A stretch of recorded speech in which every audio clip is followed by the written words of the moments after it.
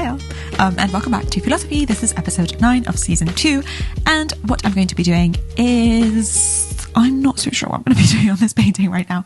I think I'm going to continue with the nose thing and see if I can add some detail there, but it's currently a bit wet, so I think it might need to dry before I can add some more details on it, if that makes sense. Anyways, that's what's happening with the painting. What I'm going to be talking about is a topic that I feel, an expert in, and that is kind of spiraling thoughts at night. You know those terrible thoughts where it just goes from one thing to another thing to another thing, and then you're crying for 3 hours and thinking you're never going to be happy and everyone's going to leave you?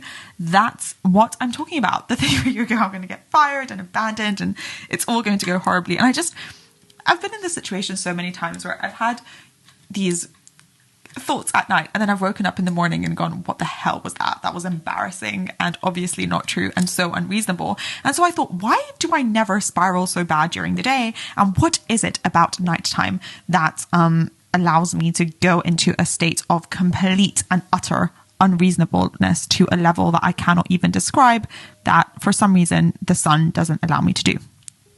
So I have my theory on this, my personal theory on why this happens, and I wanted to share it with you today, and kind of tips and things that I've used to stop myself from spiraling into insanity during the nighttime. If you're also the kind of person who tends to do this after 2 p.m, just like, yeah, maybe this will help.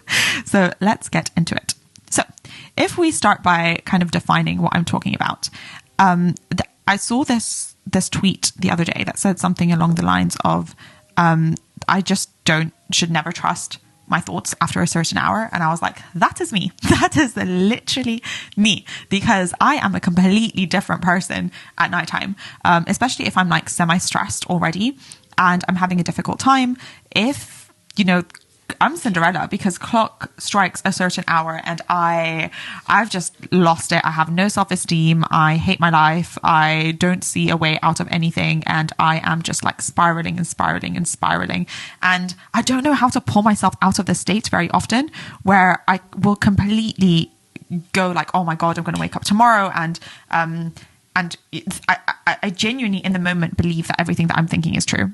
I'm convinced that everything that I'm thinking, that I'm the most unworthy person in the world and that my life is awful and there's nothing happy for me. And I genuinely am convinced that everything is just unfixable, unredeemable, terrible, awful. And somehow I've had this realization at 3 a.m. Somehow, I didn't realize this during the day. I never realized this before, but somehow I've got this insight at this hour that just allows me to see just how bad things really are. I don't know what it is. So I've been thinking that there are obviously a few factors here that I've realized beforehand. Like, for example, you're quite isolated, and especially if you live alone like me, 3 a.m, you're just going to be with yourself.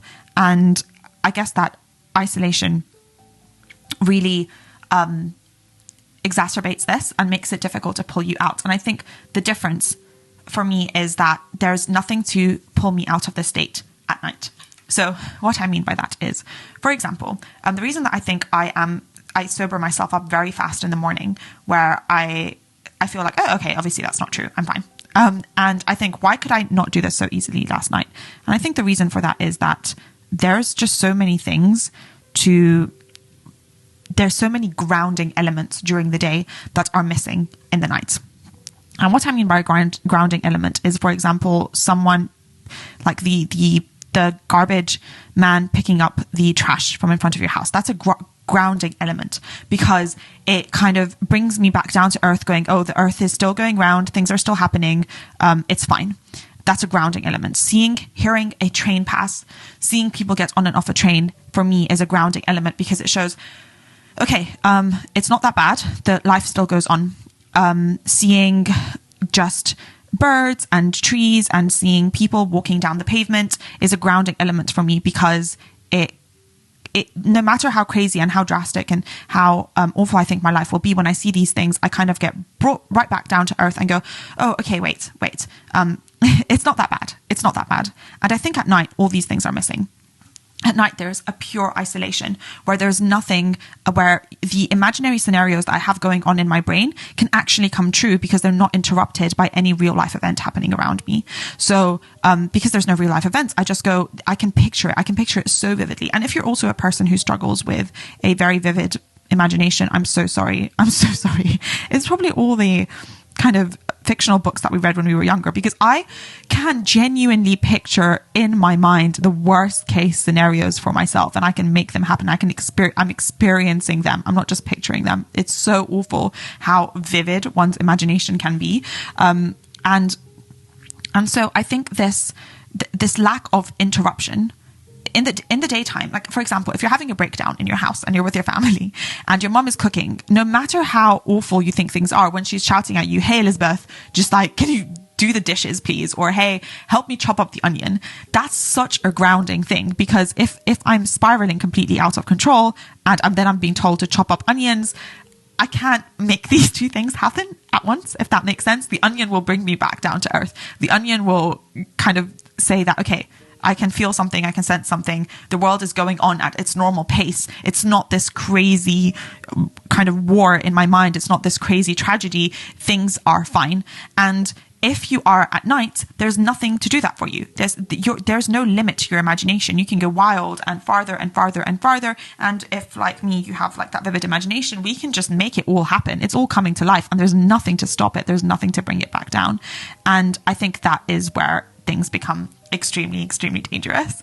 And I think that's kind of my personal theory on why nighttime thought spiraling is so awful, because there's nothing to ground you. And I found this even when I moved out on my own. Immediately I realized that, oh no, I'm spiraling worse when I do spiral. I did have peace for so many other things. I think moving out has been kind of the best choice that I've ever made in my life, and I would definitely make it again and again. And I already now I'm like, oh, I kind of want to live alone again. And I really miss living alone. But I think one huge negative consequence of living alone is, especially when you're younger and you're not that, at least for me, I was not that control of my emotions, or I could spiral easier. It was very difficult for me when I would have my little breakdowns to bring myself back to earth and to bring myself back to reason. That became quite difficult. And I think it was the lack of these things. So now, what are my tips? Because these things still happen to me. They definitely still happen. There are still times where I end up spiraling quite bad during the night, especially if there's a lot of things. And I think there's many factors that lead to this. I talked in an earlier podcast this season about kind of binge purging behavior at night in terms of time spent with myself.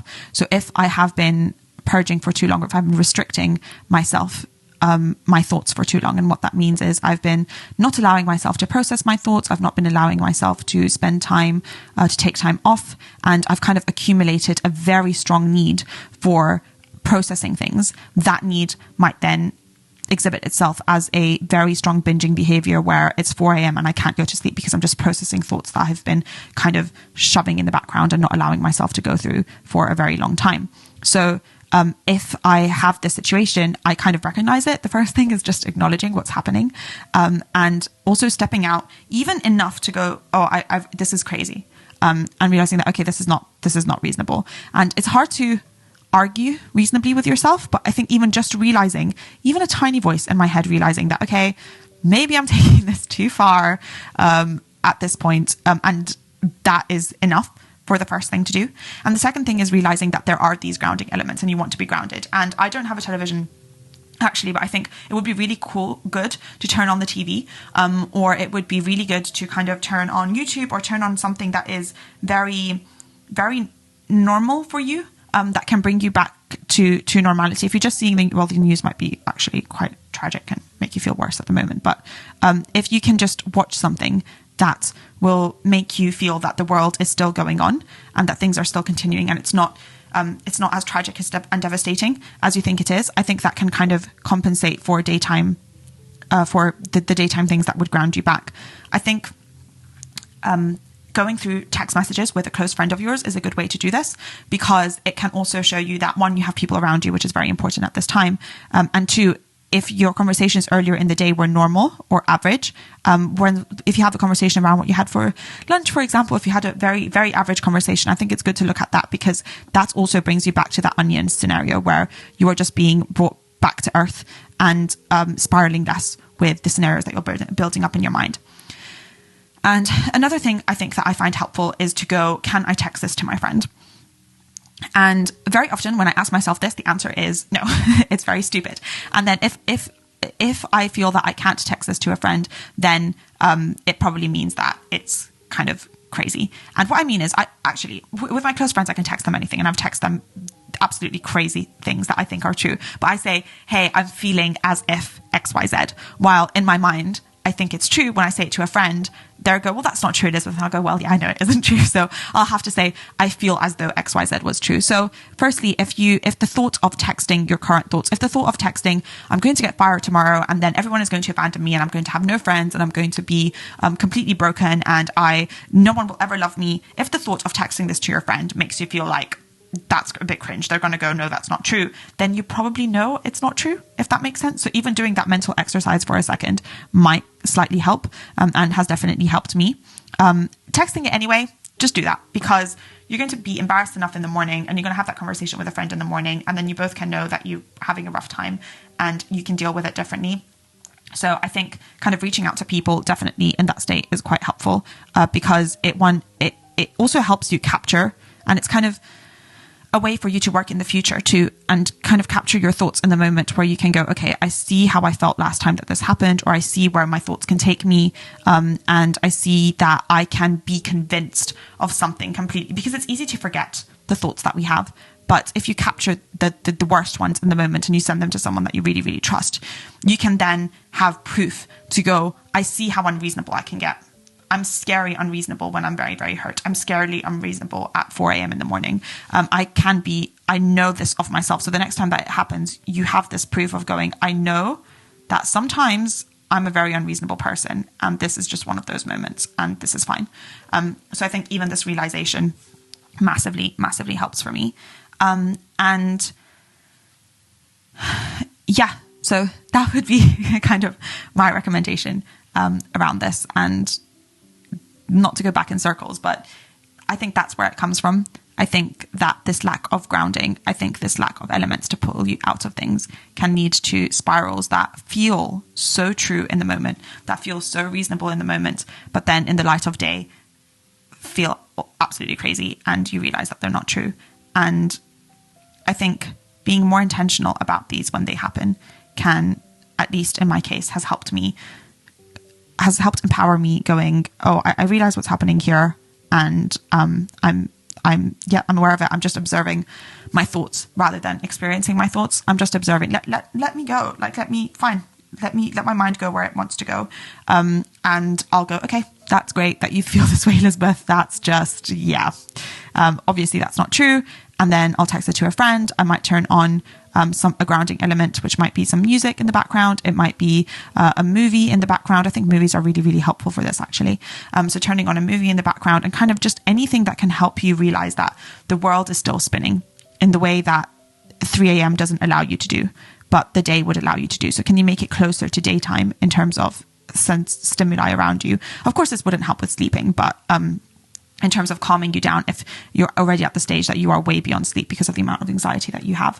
And also when it comes to kind of getting in this position to start with, I think it is closely tied to denying yourself, like processing of your thoughts over a long period of time.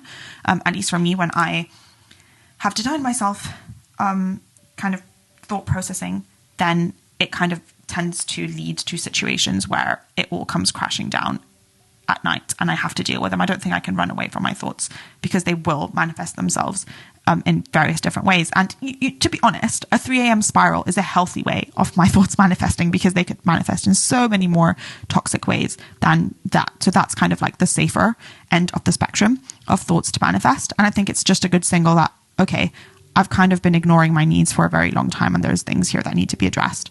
So I acknowledge that. I accept it.